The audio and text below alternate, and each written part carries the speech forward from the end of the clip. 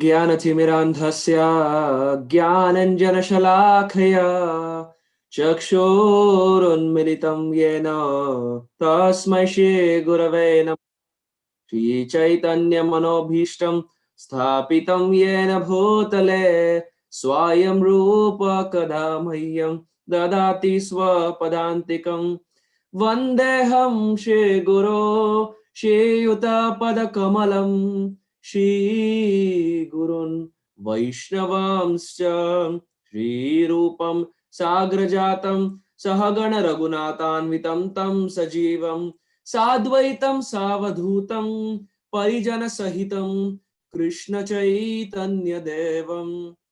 श्रीराधा कृष्णपादान् सहगण ललिता श्रीविशाखान्वितांश्च नमो विष्णुपादाय कृष्णप्रेष्ठाय भूतले श्रीमते Bhaktivedanta स्वामिनीति नामिने।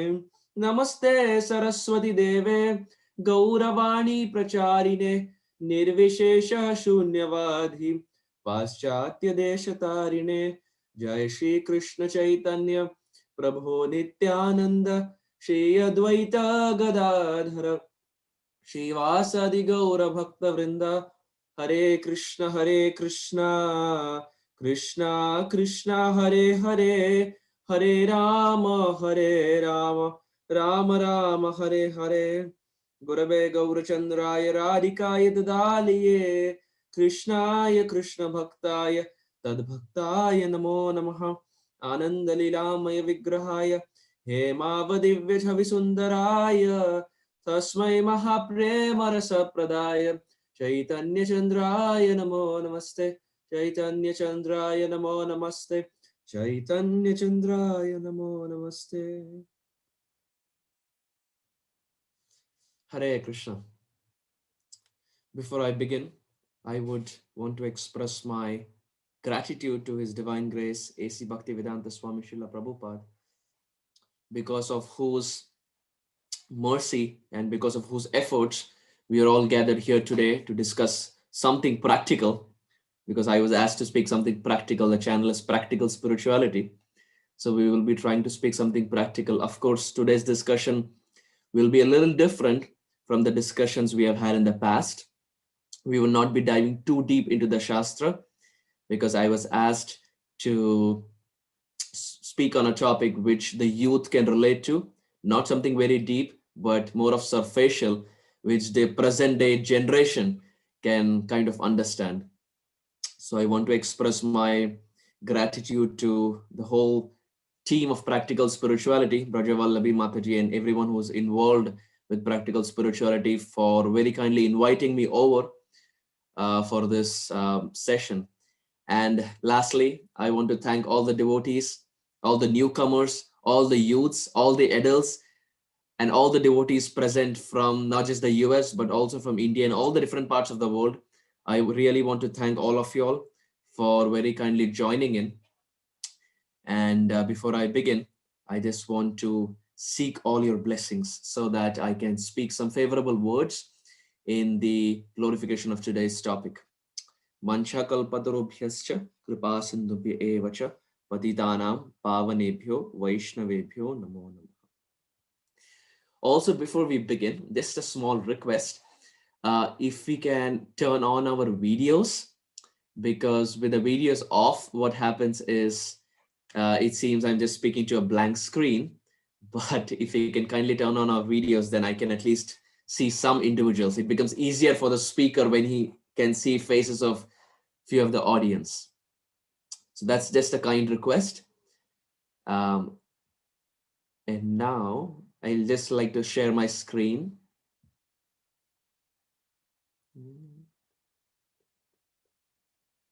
Can someone confirm if the screen is visible? Yes, Prabhuji, it's quite visible. Thank you. So this is the 7th canto of a sacred literature called as the Srimad Bhagavatam, also called as Bhagavad Puran. And as we know, the Srimad Bhagavatam has 12 cantos in it. And this is one of the cantos which is called as the Signs of God. And this is the 6th chapter from that canto, text 1. Now, what is the scenario here? Who is the speaker? Well, the speaker here is Prahlad Maharaj.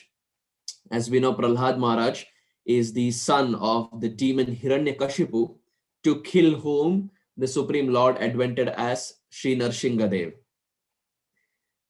And why are we discussing this section and why especially this verse? Because the speaker is Prahlad Maharaj, who is a youth. Where is this being discussed? In a school where we have all been to or we are still going to.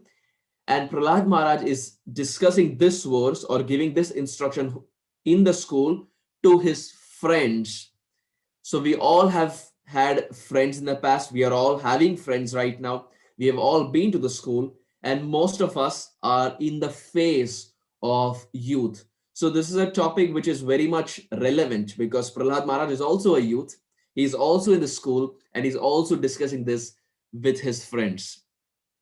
So here Prahlad Maharaj says, Shri Prahlada Uvacha Kaumara Acharet Pragyo Dharman Bhagavatan Iha Durlabham Manusham Janma Tad Api Adhruvam Artadam.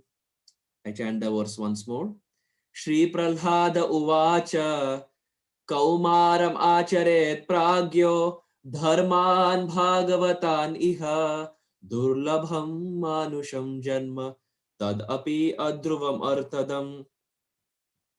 Translation: Prahlad Maharaj said, one who is sufficiently intelligent should use the human form of body from the very beginning of life.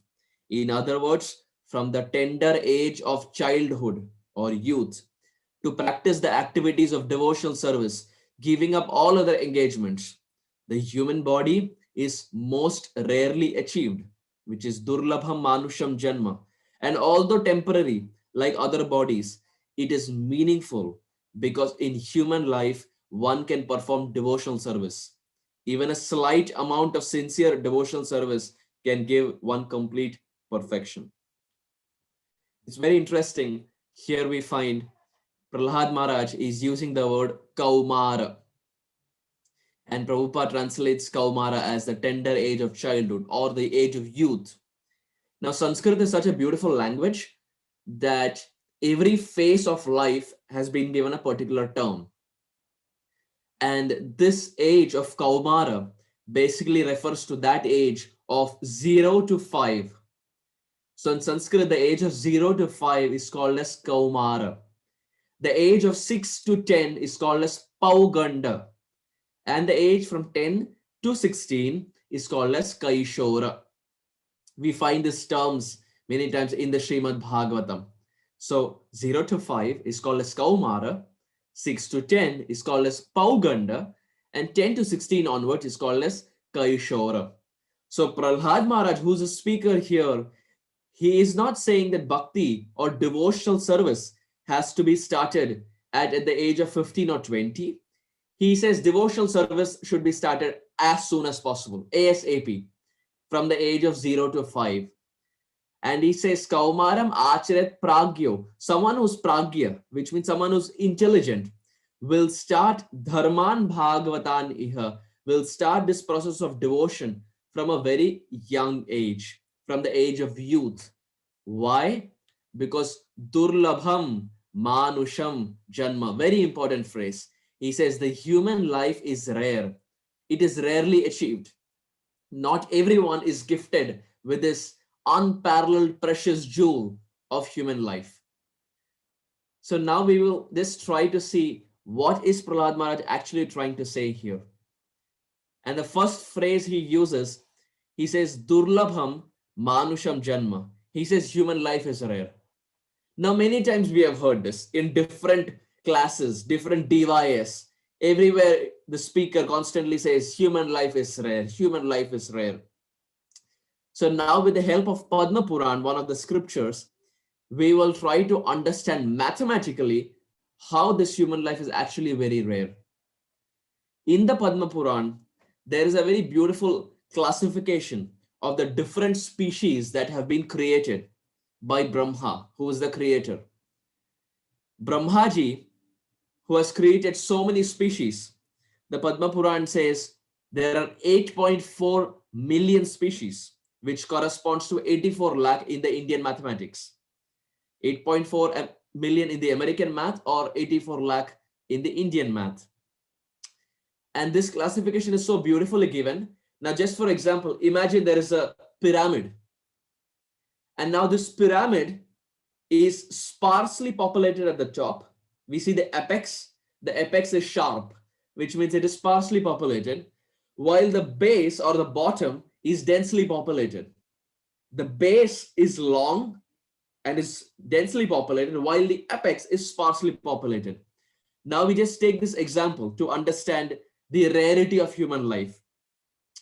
The Padma Puran says, Jalaja Nava Lakshani Sthavara Laksha Vimshati. Now classification has been made. What is the classification? Jalaja Nava Lakshani. Jalaja means those species that live in the water, which means the aquatics. How many types of aquatics are there?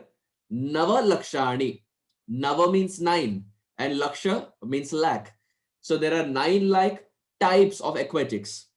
I'm not talking of the population.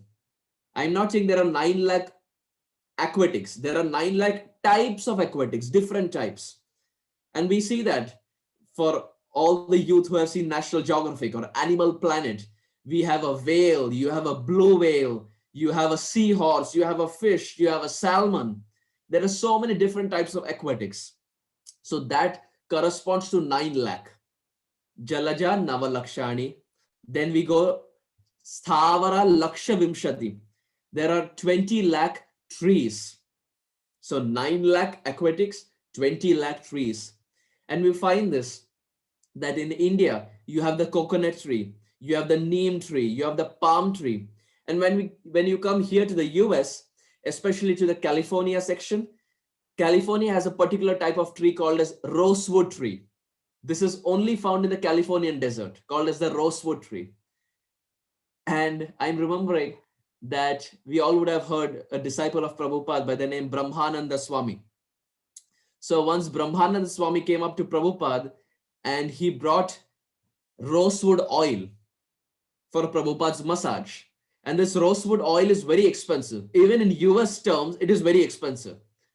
So he brought this Californian oil, the rosewood oil, to Prabhupada so that Prabhupada can massage.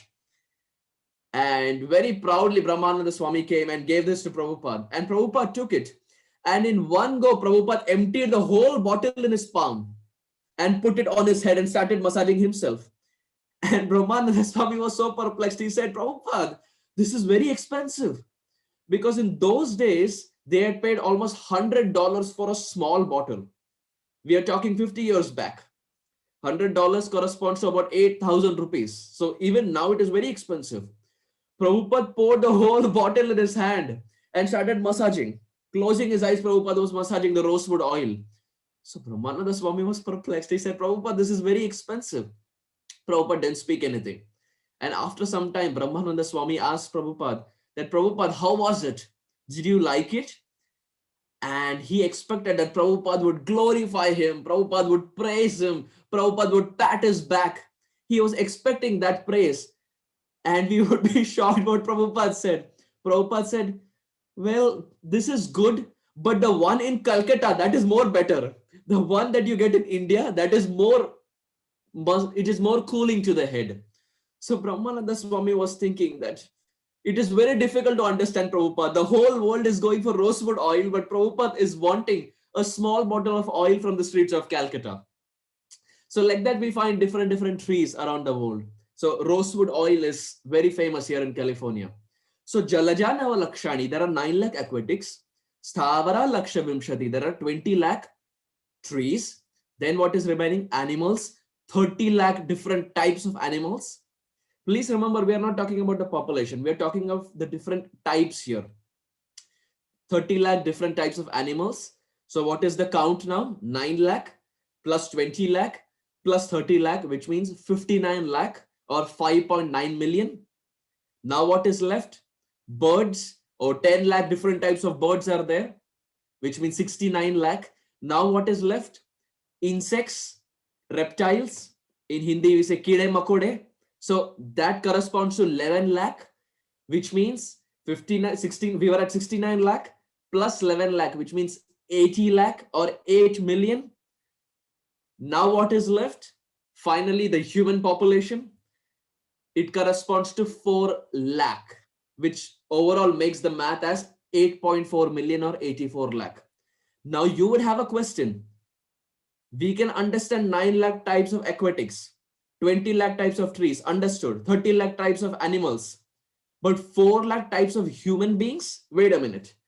Everywhere I see around, I see the same type of human beings.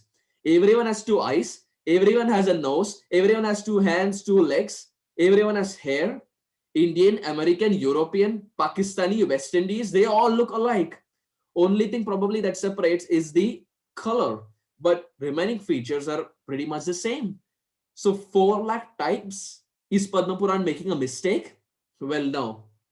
It is of paramount importance to understand that when scriptures give this understanding, they give this understanding keeping spirituality in center. So when we say 4 lakh different types of human being, there are 4 lakh different types of human being based on spiritual advancement. Now there is a spectrum. When we study math, all the youths who are studying math, we have a point called as 0. To the right side of 0, we have 1, 2, 3, 4, 5, all the positive. And to the left side of that 0, we have all the negative. So that's considered a full spectrum. Similarly, in the spectrum, to one side of the spectrum, we have those who are atheistic. They are also human beings. But on one side of the spectrum, to the left side of the spectrum, we have those who are atheistic, while to the opposite end of the spectrum, we have those who are completely advanced, spiritually realized, Paramhamsa that we call. So in between atheistic, that is Nastic, and those who are completely self-realized, there are 4 lakh different types of human beings. Not the population, but 4 lakh different types of spiritually advanced human beings. So now we have all in all 84 lakh different types of species. Now, if we are good at math, we don't have to be a math genius, we don't have to be a math wizard, but if you're good in basic mathematics, we can do the mathematics that how many human beings are there? 4 lakh. What is the total creation? 84 lakh. Now just divide 4 lakh by 84 lakh into 100. How much do we get? 4.7%. You can pick up the calculator and do it. 4 lakh by 84 lakh into 100. That is 4.7%, which means the probability of getting a human form of life is only 4.7%. Less than 5% is the probability. God doesn't play dice. Bhagwan dice nahi khelte. Like we play dice and we get 5 or we get 6. God doesn't play dice. It's not that by coincidence or by accident we got a human life. No. The probability Shastra describes is only 4.7%, less than 5%. And naturally, if the probability is so less, it only means that all of us sitting here have paid a very heavy price to get this human form of life. Getting an animal form, getting a bird form, getting aquatics, becoming trees is easier. But getting human form is very difficult. Just like all the youth will be very much familiar with this, when we have to apply to a college, there are different colleges across India. There are some colleges that are mediocre and some colleges that are really sky high, very difficult to get. And the famous example for that is IIT, Indian Institute of Technology. And even amidst that, the IIT Bombay is considered very high class. It is extremely difficult to get into IIT Bombay. But those who get into IIT Bombay, it is to be understood that they have paid a very heavy price. बहुत पढ़ाई लिखाई किया है उन्होंने. They have studied a lot. That's why they have got into IIT Bombay, which is very difficult to get. And in our movement, we have so many shining examples like that. We have His Grace Gauranga Prabhu. We have His Grace Radhesham Prabhu, all from IIT Bombay, which is considered the pinnacle of even IIT. So the point I'm trying to make here is to get into a university like IIT is extremely difficult. But to get a human form of body, human form of life is more difficult than getting into IIT. The institute has higher acceptance rate, but getting this human form of body is only 4.7%. Extremely difficult to get. And this human form of body is what Prahlad Maharaj is saying as Durlabham Manusham Janma, very rarely obtained. But this human form has two facets. First, we have advanced consciousness, or in Sanskrit we call it as Chetana. We have advanced consciousness. What does consciousness mean? Well, consciousness basically means the ability to take pains and pleasure. That's it. The ability to take pains and pleasure is called as consciousness. Now, the trees have the lowest consciousness, while human beings have the highest consciousness. How do we understand that? Now, for everything that we are speaking, we are not just making a point, we are actually trying to have a scientific understanding to it. Because I know the youth will not take anything at face value. We are living in that generation where the youth want a proof, a practical proof for everything that we speak. So the trees have a lower consciousness. How do we understand it? Because when you have a lower consciousness, you can take more pain. And the trees we find for 500 to 600 to 700 years, they live at one place. They're standing at one place as it is. And now we know to stand at one place is very difficult. It is very painful. We are experiencing that pain because our consciousness is very high. But the trees have a low consciousness because of which they cannot experience this pain. So, first facet of a human being is advanced consciousness or Chetana. And the second is high intelligence, which is called as IQ, intelligence quotient. The human beings have a very high intelligence, and especially the modern day youth. They have such high IQ, such high intelligence. But there is something more to intelligence. Intelligence not only means what is knowing what is right and refraining from what is wrong. Intelligence also means accepting the right in our life and kicking out the wrong from our life. For example, we all know alcohol is bad. We all know alcohol affects the liver. But an intelligent person is someone who not only knows that alcohol is bad, but also accepts that in his life. He also refrains from alcohol. That is intelligence. On the flip side, we may have someone who knows everything. He knows alcohol is bad, but he goes outside without anyone's notice and drinks alcohol. That's not intelligence. That is foolishness. That is foolishness. But intelligence is knowing what is right and knowing what is wrong and accepting the right and refraining from the wrong. So getting this human form of life, as we discussed, the probability is only 4.7%.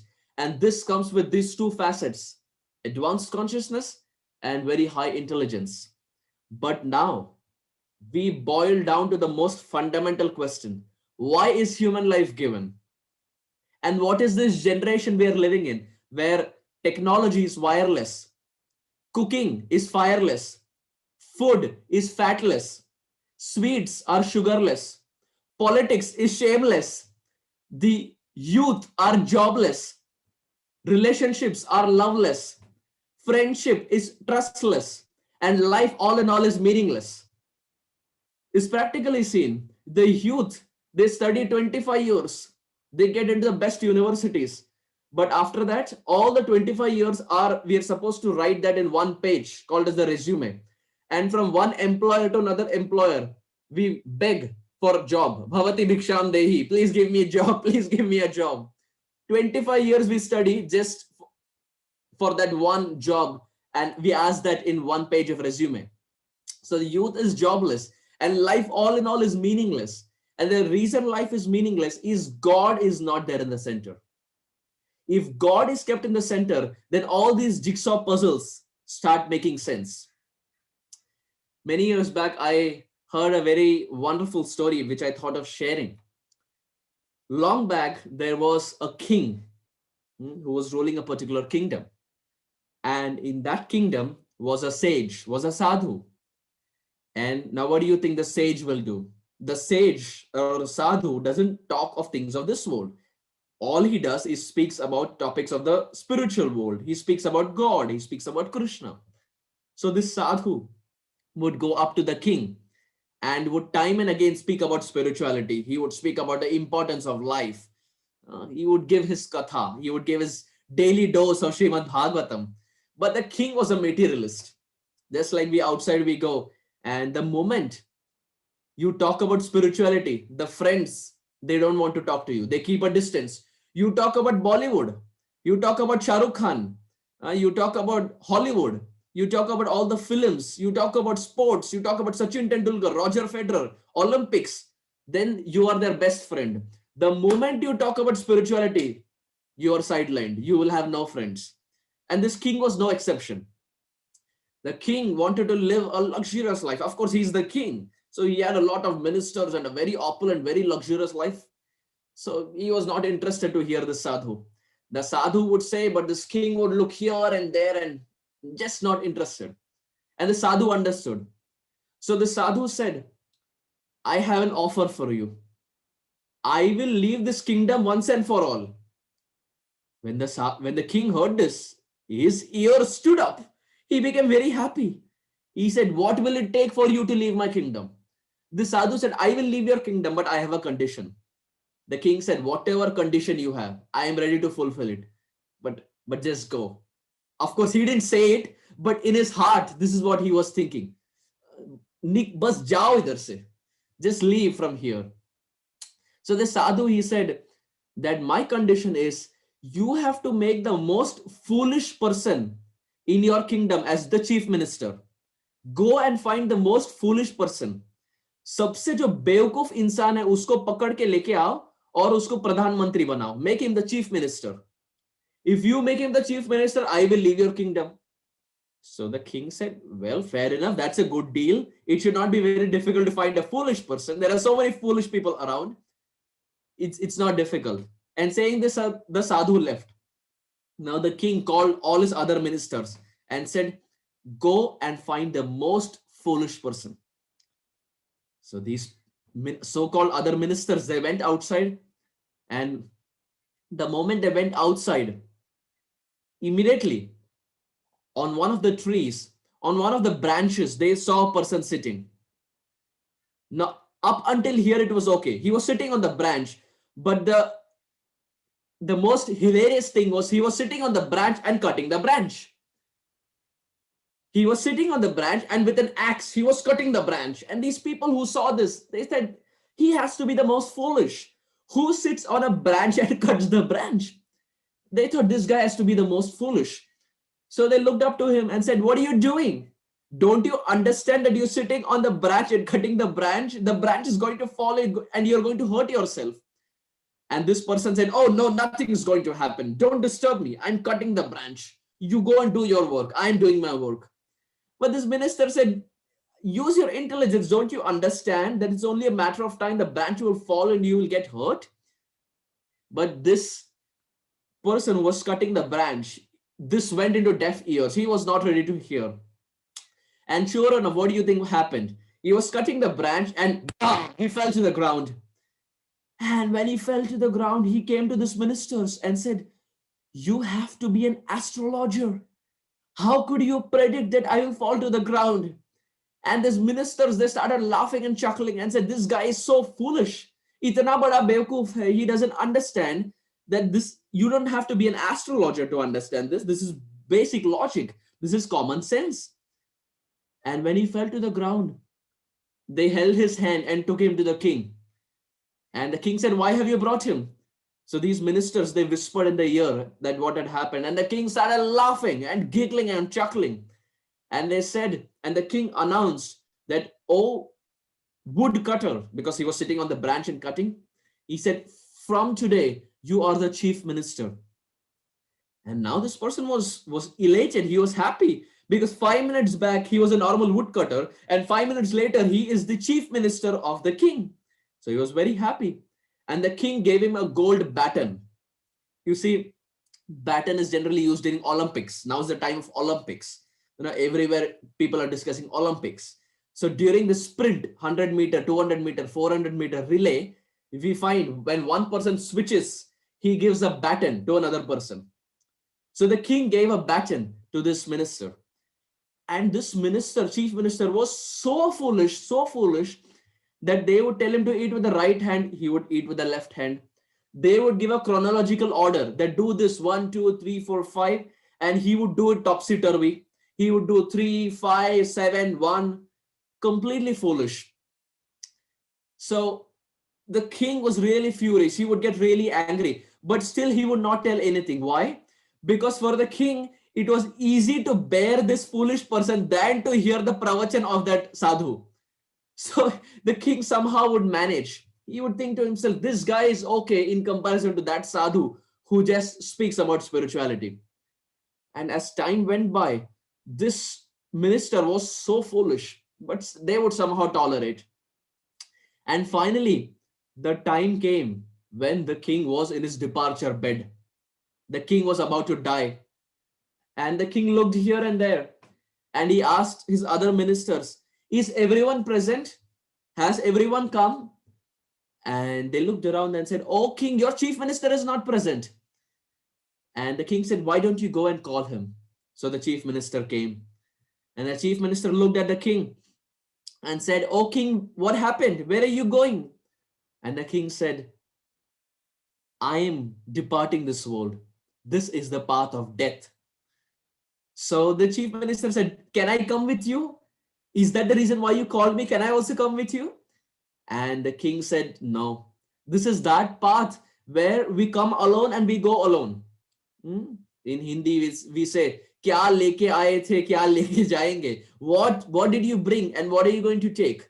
You brought nothing and you're not going to take anything. So the king said, no, I can't take you. This is the path where I go alone. And the chief minister said, now I understand. The reason you're not taking me is because you're going to take all your wealth, right? You're going to take all your dollars. You're going to take all your cents, all your rupees. And the king became furious. He said, don't you understand? This is that path where we go alone.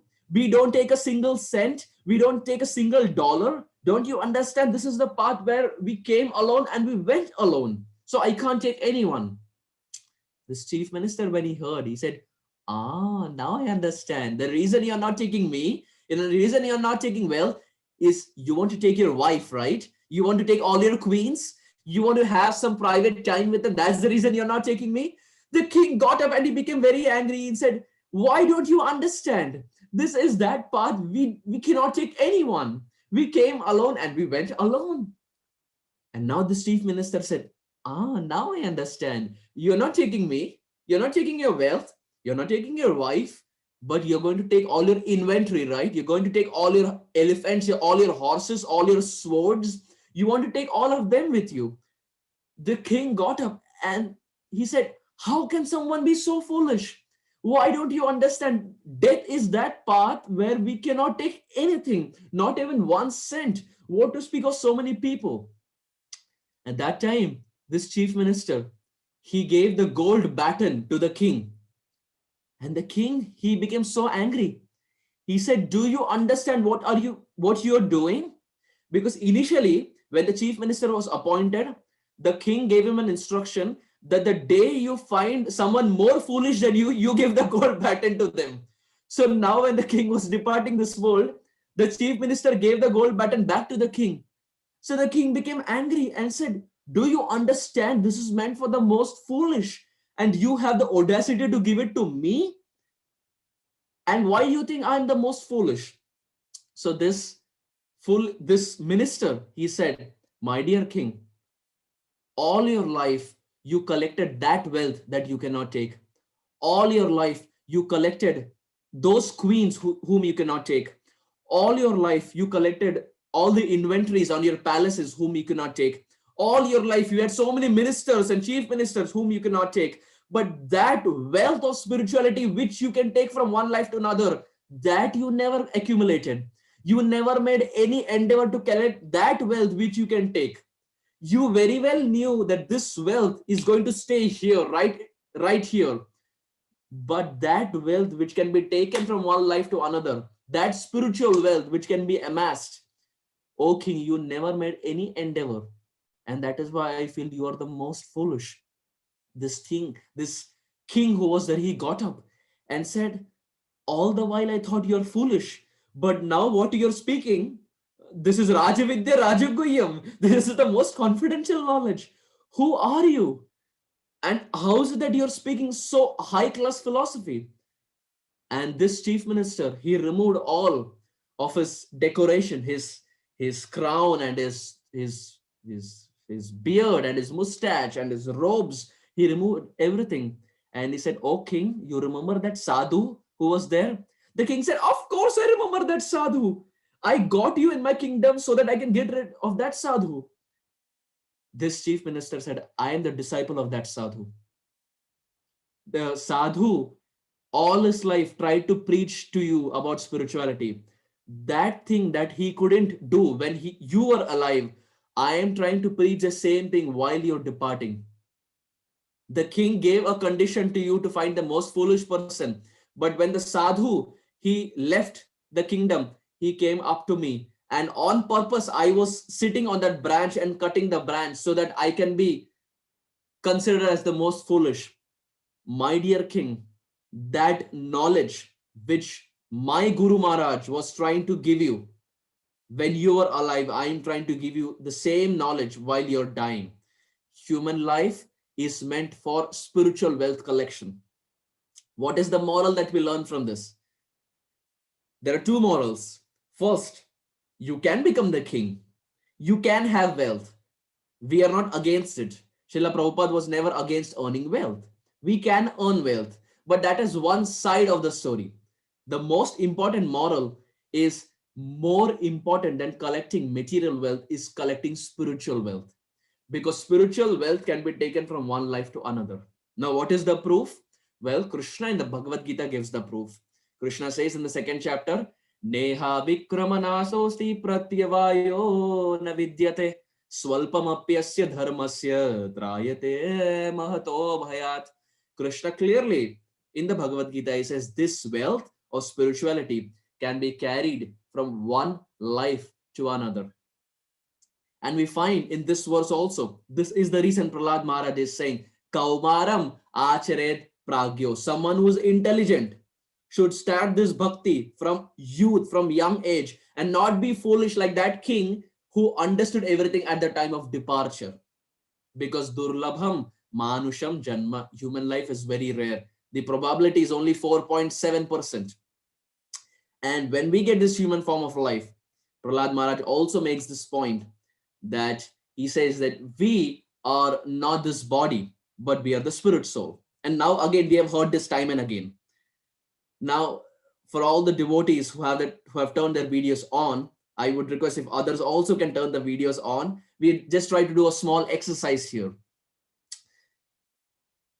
Just take your finger, just take your index finger, and now try to point it to your eyes. Try to point it to your eyes. Now try to point it to your nose. To your nose. Now try to point it to your ears. Now try to point it to your lips or your tongue. Now try to point it towards yourself. Right? Now try to point it towards your body. There is some confusion. Try to point it towards yourself. Try to point it towards your body. Till now, we were all going right. We pointed the eyes correctly. We pointed the nose correctly. We pointed the ears correctly. When it came to ourselves, this way, point towards the body, this way. Are we the body? Which, if we are pointing both towards this way, are we the body? Well, we are not the body. How do we know we are not the body? Well, because when a person departs this world, we say Mr. X passed away. If we are the body, then even after the person has departed, the body is still there. The eyes are still there. The hands are still there. The legs are still there. So if we are the body, then even after departure, we are still there. But we say Mr. X passed away. What is that Mr. What is that thing that has passed away? If we say we are the body, then body is still there. But there is something that has passed away. And that thing that has passed away is called as the soul. It is a soul that moves from one body to another, that transmigrates from one body to another, which means that the soul is distinct from the body. And this soul is spiritual in nature. This soul has its origin in Krishna. But this body is matter, it is dead matter. And something that is spiritual cannot be pointed by dead matter. This is why we are having a confusion pointing. Understand? We are able to point the nose because the nose is dead matter. We are able to point the eyes because the eyes is dead matter. We can point the ears because ears are dead matter. We can point the body because body is dead matter. But the soul is spiritual, and a material object cannot point to a spiritual object. This is why we are having confusion where to point. This is a simple logic. We can do this with our school friends also. This is a simple logic to prove that we are distinct from the body. We are not the body, but the spirit soul. Time and again, we hear this in Bhagavad Gita, but this is a practical way to understand it, that the soul is different. We are distinct from the body. And this is what Prahlad Maharaj says. We are not that body, but we are that spirit soul. And now this spirit soul has its origin in Krishna. Krishna says, Mamai Vansha Jiva Loke, Jiva Bhuta Sanatana, Manashashtani Indriyani, Prakriti Sthani Karshati. Krishna in the Bhagavad Gita, he says that this soul has its origin in Krishna. So when we say that we are seeing, the eyes are seeing, it's not the eyes that is seeing, it is the soul that is seeing through the eyes. When we say the ears are hearing, it is not the ears that are hearing, it is the soul that is hearing through the ears. And likewise, it holds true for all other organs. So this soul has a few properties. Because it is spiritual, it has a few properties. First, it has its origin in Krishna. Second, it has interesting properties called as Sat, Chit, and Ananda. What is Sat? Sat means it is eternal. Chit means filled of knowledge. And Ananda means it is happiness. The soul doesn't have to go through birth, old age, disease, death. The soul cannot become moist. It cannot be withered away by air. The soul cannot be cut. The soul cannot be made into fragmented pieces. These are properties of the soul. Why? Because it is spiritual in nature. And now just see the interesting paradox. The soul has no manufacturing date and has no end date. It has no birth, it has no disease, it has no old age, no death. But this body, Sharira avidya jal, Jadendriya tahikal. No, it's not the time for prasadam, but I'm just giving an example. Bhaktivinoda Thakur, he says, Sharira avidya jal. This body is a network of ignorance. And Jada Indriya, it is dead matter. So now the soul doesn't have to go through birth, old age, disease, and death. But this body, because it is dead matter, it has to go through birth, death, disease, and old age. And now because we are that soul, we just proved earlier how we are the soul. Now because we are that soul, we are trapped in the body that goes through these transformations. Our actual nature is to not go through this transformation of birth, old age, disease, and death. But because the body has to go through these transformations, that is why we are unhappy. When we become old, facelift, fair and lovely, hi handsome. We have all these advertisements to go to fade away this old age, to fade away disease. No one wants COVID-19. No one wants diabetes and cholesterol and blood pressure. We have all the fair and lovely advertisements and facelifts and face masks. Why? Because we are not happy with we being old. Our actual nature is to not get old. We are that soul that doesn't get old. But because the body is getting old, because we are trapped in that body, that is why we are unhappy. Make sense? Simple logic.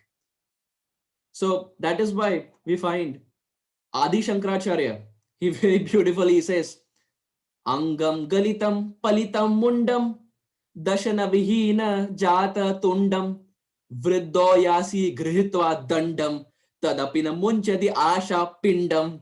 What does this mean? Adi Shankaracharya, he says, Angam Galitam, the skin, oh, it starts to sag. That's when you have a face mask and all the fair and lovely products. Angam Galitam, Palitam Mundam, or this becomes like a moon, like the moon on Sharat Purnima, a full moon, like bright sunshine. It's completely effulgent. Palitam Mundam, Dashana Vihina Jatah Tundam. We start with 32. If it's wisdom, we have 33. But by the time we become old, there is one or two left dangling here, one or two here, one or two down. And we can't even talk. We have to go to the dentist to have dentures. Uh, there is absolutely no teeth. And Vriddho Yasi Grihitva Dandam. All our life we walk with two legs, but during fag end, Grihitva Dandam, we now start walking with three legs. Tadapina Munchati Asha Pindam. Adi Shankaracharya says, still the pot of desires is never satisfied. This is the predicament. All our life we do so many things, but even at the time of departure, the heart is still hankering for more. Dil mange more. Heart is still wanting for more. Even at the time of death, it is never satiated. It is never satisfied. So this is the predicament. And likewise, Adi Shankaracharya gives many more beautiful verses to illustrate this. He says, Balavasta Krida Sakta. When someone is youth, not youth, but very childhood, Kaumaravasta, Balavasta Krida Sakta. We play with toys. If it is boys, if two brothers, then fighting. I can say that because my older brother and myself, when we were young, we would have nice fist fights and the WWE and WWF. We have done all sorts of it. So those who are brothers, boys can relate to it. Boys means there will be fighting. And if it is girls, you have the Barbie dolls and so many others. So Balavasta Krida Sakta, when someone is small, they play with these things. Tarunavasta Taruni Asakta, when they turn 18, they ask parents for a motorbike. By the time they turn 25, they want someone behind on the motorbike, preferably a girl. Tarunavasta Taruni Asakta, you want someone to flaunt your motorbike. If you are in Mumbai, then you will find all these so-called youths driving the motorbike with girls behind in Marine Drive, next to our Chapati temple. So Tarunavasta Taruni Asakta, Vriddha Sakta, Chinta Sakta. But someone, when they become old, Chinta Sakta, they are plagued with Chinta, anxiety.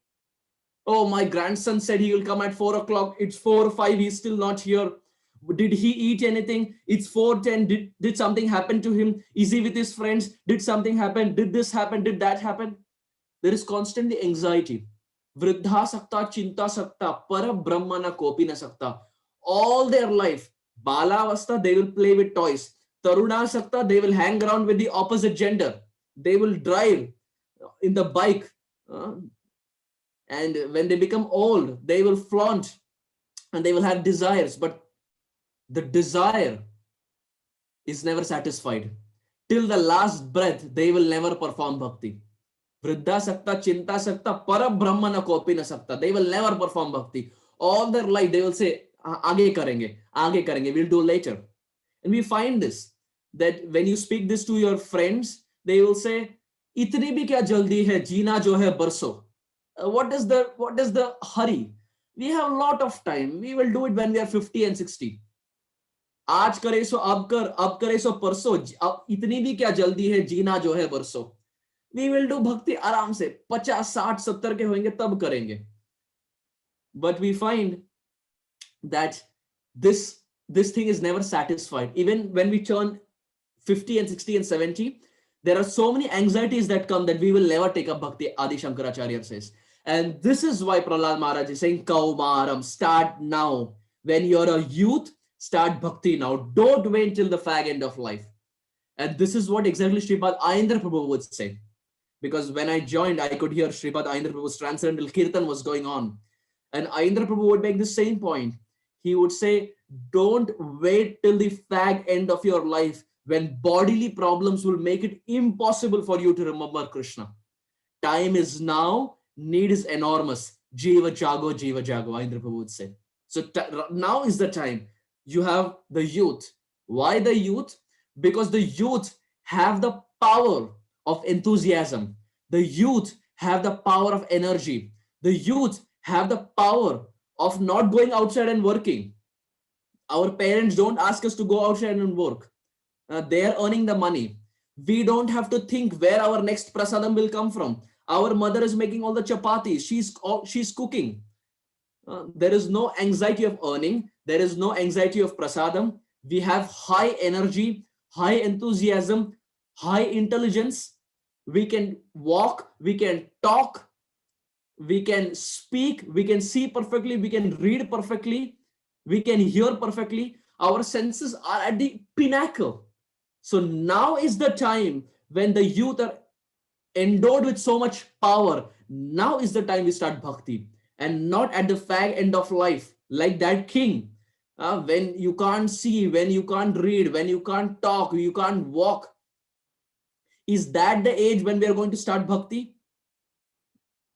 I can actually say this point because earlier this year, I lost my grandfather who was about 90 years, and all his life he was devotional. He was not an ISKCON, but typical South Indian, nicely following. He would do his Sandhya Vandanam and he would chant all the verses. Very devotional, but not technically in ISKCON. But I saw that even during this fag end, he was so active that till the age of 75, he would catch a train and go to work. Till the age of 75, he was that active. But when he departed at the age of 90, the scene was so pathetic that urine in the bed, stool in the bed, not able to walk, not able to see, not able to hear, not able to talk, not able to eat anything. And I was thinking to myself, is that the age when we're going to start bhakti? No. Bhakti is meant for the youth. It is not meant for the old age. Only if you remember Krishna, perform bhakti during youth, can you remember Krishna, God, at the time of death. When we have exams, do we start studying one day before? Of course, if we are serious on failing the exam, then we will start one day before. But any good student doesn't start one day before. He starts well in advance. So if for a normal exam of this world, if we start well in advance, how well in advance we have to start for the ultimate spiritual test of remembering God at the time of death? If for normal exams of this world, we start early, how can we hope that we will remember God at the time of death? Not possible. So to remember God at that time of juncture, when body is not with us, we have to start it now during the time of youth, when the senses are perfect. We go full steam ahead with full intensity. As much as possible, we do bhakti now. Because once our ashram changes, once you have kids, once you start working, it all becomes extremely difficult. The amount of bhakti that we can do in youth cannot be done in any other phase of life. And this is why Prahlad Maharaj is saying, do it in youth, kaumaram. Anyone who's intelligent, pragya, will start it in youth. Because the bhakti that is done in childhood or in youth is like gold. It's invaluable. The bhakti that is done in middle age is like silver. The bhakti that is done between middle age and old age is like bronze, and the bhakti that is done in old age is like stone. And no one cares for a stone. So everyone is looking for that gold, and that gold means bhakti starting at Kaumar Avastha, at childhood phase. And time and again we find our teachers, our predecessor acharyas are making this point. Labdva sudurlabamidam bahusambhavante manushyam arthadam anityam apihadira turnam patet napatet anumrityu yavan nishreyasaya bhagavan khalu sarvatasyad. Canto 11, chapter 9, text 29, Srimad Bhagavatam. Shukadev Goswami, who's a speaker, he says, Turnam, don't delay, start right now, ASAP. Don't wait that I will do it tomorrow or day after. Someone came to Srila Prabhupada and he said to Srila Prabhupada that, well, bhakti, he was an Indian, so typical Indian. He went to Prabhupada and said, well, bhakti is meant for old people. It is not meant for young people, it is meant for old people. भक्ति बूढ़े लोग के लिए है, जवानी तो ऐश करने का समय है. It is meant for enjoyment. It is not meant for bhakti. Now this is the wrong thing you tell to Srila Prabhupada. Srila Prabhupada is such a person who can whip you left and right with his arguments. He can just cut through you. So this is the wrong statement you go and tell Srila Prabhupada.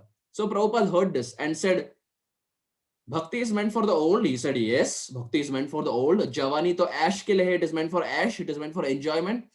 And Srila Prabhupada said, what is the definition of old? How do you define old? And he said, well, old, he started stammering. He said, well, old means you're about to die in some days. And Prabhupada said, well, basically old means the proximity to death. And he said, yes. And Prabhupada said, old means proximity to death, which means that person who's more closer to death is old. He said, yes. Prabhupada said, can you give me a guarantee that you will not die before me? And he said, well, I can't guarantee that way. So Prabhupada said, that means it's possible that you are more old than me. Externally, you may be only 25, but if it is possible that if you die earlier than me, it is possible you are more older. And that person said, well, yeah, that is true. It is possible I am more old. And Prabhupada started speaking to him so much so that Prabhupada convinced him and he ended up becoming a disciple of Srila Prabhupada. So a point there Prabhupada makes is old age doesn't mean white hair. It doesn't mean a complete shining moon, a cricket field. It doesn't mean dentures. That is one definition of old age. But old age also means proximity to death.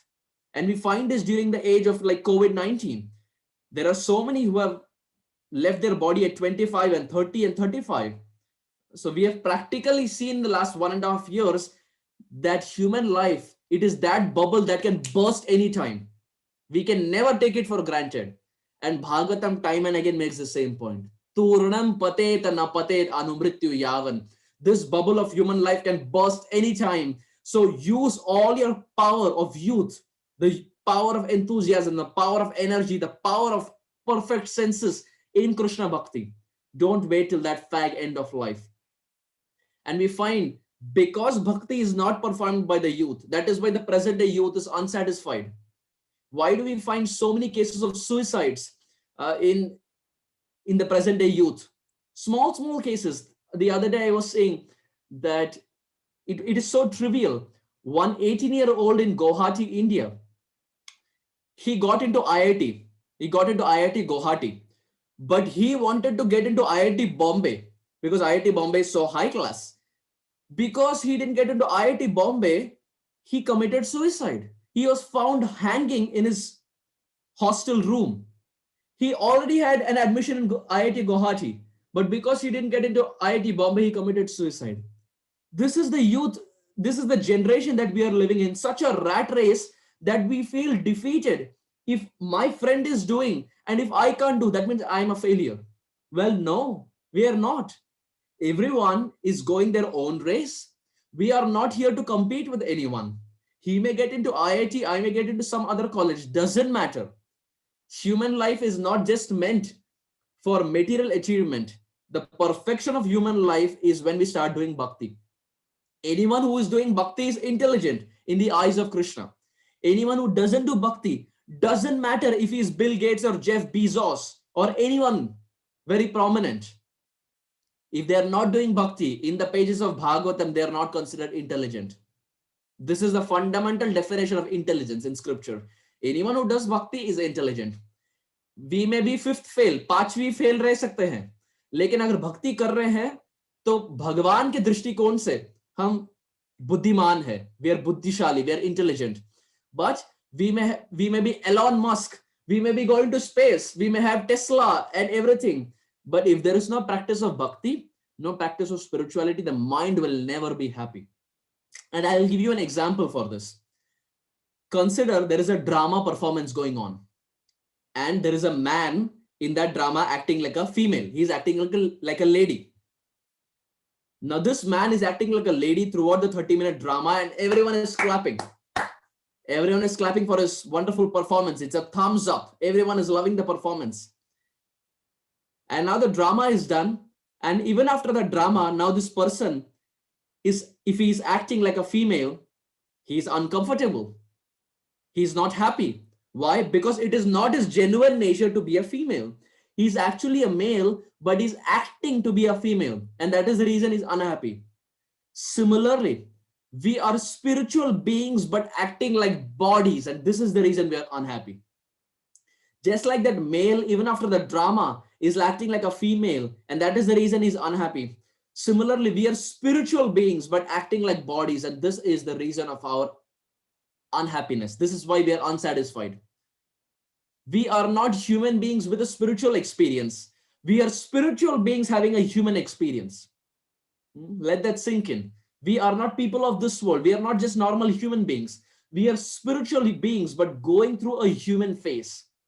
And this human form of life is given so that we break this shackle of birth and death once and for all. We are not there in this world to make it big place. We are not here to become someone very great in the material sense. This human life is given only with one purpose: to break this shackle of birth and death. Period. That is the only purpose of human life. That is the only reason why Krishna gives this human life. To give another example, if there is a cage and inside the cage there is a bird that is sitting, and this bird has been in the cage for many years and many decades, and finally the owner opens the door of the cage. Now what is an intelligent bird supposed to do? An intelligent bird is someone who will fly out of the cage, because for many years the bird was trapped in that cage, and finally the cage has been opened, the door of that cage has been opened. So an intelligent bird is someone who will without delay fly out of that cage. For all the lifetimes that we have taken in the bird species, animal species, tree species, insects, reptiles, till all that time, we never had the opportunity to break this repeated cycle of birth and death. But this human form of life means opening this cage. This cage has now been opened for all of us. And if we perform bhakti, then we can fly out of this cycle of repeated birth and death once and for all. We have all played this snakes and ladder game when we were young. We have all played this snakes and ladder game. And in the snakes and ladder, we find we have 1, 2, 3, 4, 5, 6. It goes up to 98, 99, 100. 99 is the human form of life. 100 is Golok Vrindavan, is the spiritual world. We are right now at 99. We have to just put one step forward to go back to Krishna. But if we don't do bhakti, then that snake will get us down. And it will get us down to the animal species. That is why it is shown as a snake. To show to all of us, if you don't perform bhakti, the next life is that of an animal species. So youth is that time where we invest as much energy, as much time, as much enthusiasm, as much as possible to perform this bhakti, because now the cage has been opened for all of us to fly once and for all back to the spiritual world from where we don't return. How do we know we will not return?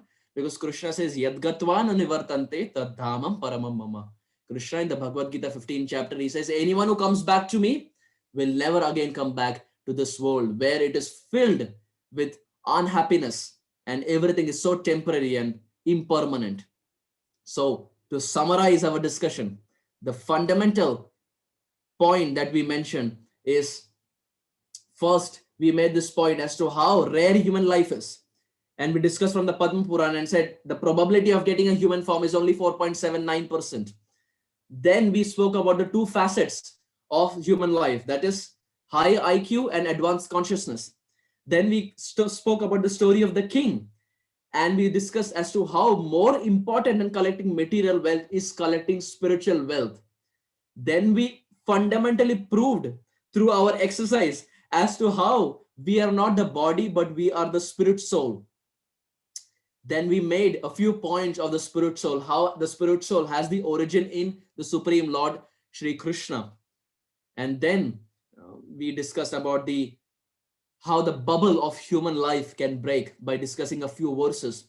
We then gave the example of the drama as to how the person, when he acts as female, is uncomfortable. Similarly, we are spiritual beings, but we are now acting as bodies, and this is why we are not happy. And finally, we made this point of the bird having the opportunity to fly out of this cage. This only means that human life is that phase where we can now fly off the cage of repeated birth and death cycle. And all this can be achieved only in the youth, because youth is the time when there are no responsibilities. No one expects us to go out and earn. No one expects us to cook. No one expects us to do any of these things. All we are asked is just to study and chant and hear. So the maximum we do, the maximum we can progress, and the maximum bhakti that is done right now at this phase, we will be able to remember the Supreme Lord at the time of departure. Because the Shastras very beautifully say that, you see, we know how a film works. Ideally, a devotee not supposed to engage in watching movies, because that is not conducive to bhakti. But we know how a movie transitions. There is one scene, next scene, next scene, next scene, next scene, and then finally you have the climax. Similarly, our Shastras say at the time of departure, we will be able to see a complete movie of our whole life.